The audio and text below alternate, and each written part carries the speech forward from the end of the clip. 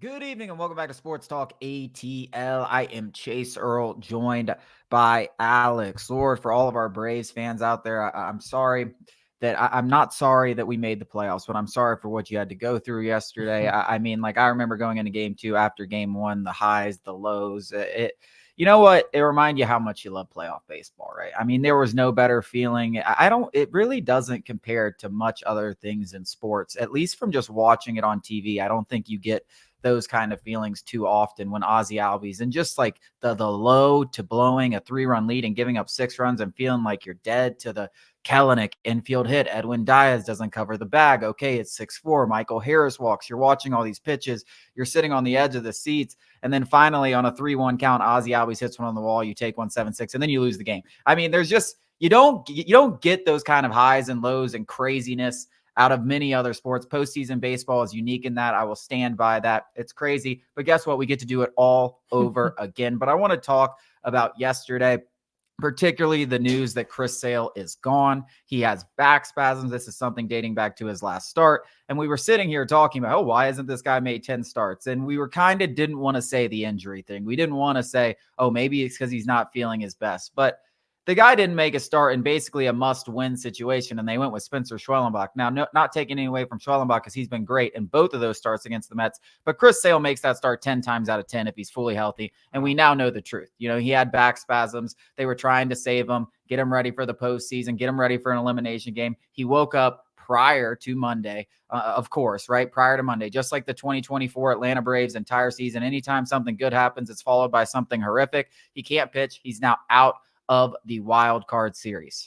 Yeah, I don't know whether or not, the Braves are lying about the whole thing or not, but it does seem like he's just been, struggling with the injury. Or they outsmarted themselves. It could have been that simple. Who knows? It definitely feels like the Braves thought he was going to be ready. Obviously wasn't. Doesn't really matter now. All things considered. Spencer Schwellenbach I want to talk about just for a second. Facing the same lineup minus Lindor for the second time in less than a week and goes out and does that. 7 innings, 1-run ball. Up until that point, it looked like he was going to have 7 shutout innings, which followed 7 innings of 1-run ball less than a week prior. That kid is absolute nails. That kid might have my vote for if everybody was healthy and the lineups were, or the rotation was lined up perfectly how you wanted. I literally don't know if I would rather have Max Fried on the bump. And this is no disrespect to Max Fried whatsoever. I'm just trying to praise Spencer Schwellenbach enough, and I don't want to put Max Fried down. That kid is absolute nails. His future is so bright in this league. This Mets lineup isn't some scrub lineup. It's the hottest lineup for the better part of the second half of the season, the entire second half of the season. The Mets team has been the best team since the start of June. What he did against that lineup on Monday, up until, the crash and burn, and then we won, and then we lost, and then we won, and then we lost, he deserves all the praise in the world. It's a shame he was left off the wild card series because he obviously isn't ready to pitch. That I can't say enough good things about that kid. He is absolutely unbelievable. And yet again, this Braves organization just does it. They pull a rabbit out of their hat, which I guess is not even really a rabbit out of their hat because they do it every single year where a rookie comes up and does something impressive. He's going to be a staple of this rotation for years to come. I'd imagine a blue box with an extension is coming down the pike too for that kid. All hats off to him. Yeah, I mean, that really should be the topic of conversation. It really right? should be. If Joe Jimenez and Rafael Iglesias do what they've been doing the entire season, which is shut guys down at the end of the game, we're talking about Spencer Schwellenbach and that amazing game and not the fact that they needed game 2 and how crazy that game was. But it doesn't take anything away from the job that he did. No. As far as stuff goes, he's got as good as stuff as pretty much anyone in baseball. Maybe you could say maybe not as good as Chris Sale or Paul Skeens, but now you're talking about guys that were in the Cy Young conversation and are the best pitchers in the planet. I mean, he's humming at 97, 98. He's in total control. He's throwing 5-6 pitches. The Mets didn't have a chance. I mean, the Mets fans, I know you were looking at it. Maybe you guys weren't. Mets fans on social media were literally already looking forward to game 2. He was unhittable. In the box, they had no chance. They weren't seeing any of his pitches. a guy they saw minus Lindor 6 days ago, 6 days ago. He is absolutely unbelievable. And on top of that, I know they rested some of their starters, but Grant Holmes comes out in game 2 and does a lot of great stuff, who's also a rookie.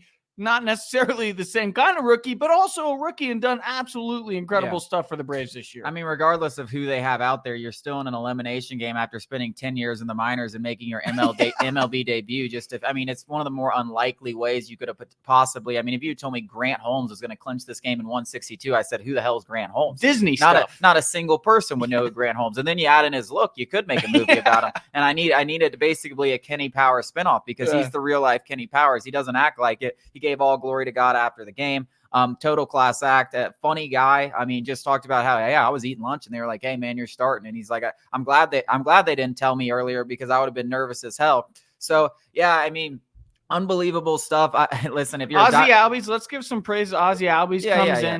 No doubt. That's another thing. This would have been the Ozzie Albies Spencer Schwellenbach game. I mean, the guy had a 2-run homer and then he had what should have been the game-winning 3-run double against all odds. So yeah, really good to see him. He's been struggling at the plate, particularly against right-handed pitchers, but both of those hits were against breaking balls against right-handed pitchers. Guys, the reason that people switch hit is so those breaking balls are coming into them, not away from them. That's the biggest advantage you get. That's the biggest thing Ozzie Albies has been struggling with. The fact that you saw him take advantage of 2 sliders over the middle of the plate, one that went deep into the seats and one that hit off the base of the wall in 2 huge moments, one off Edwin Diaz, who, yes, he hasn't been the greatest closer like he was maybe a couple years ago, still one of the better pitchers, one of the better closers in the game. So yeah, really good to see from him. There's a lot of stuff we got to talk about going into this series, who's going to start for Chris Sale, and we'll get to it after the break.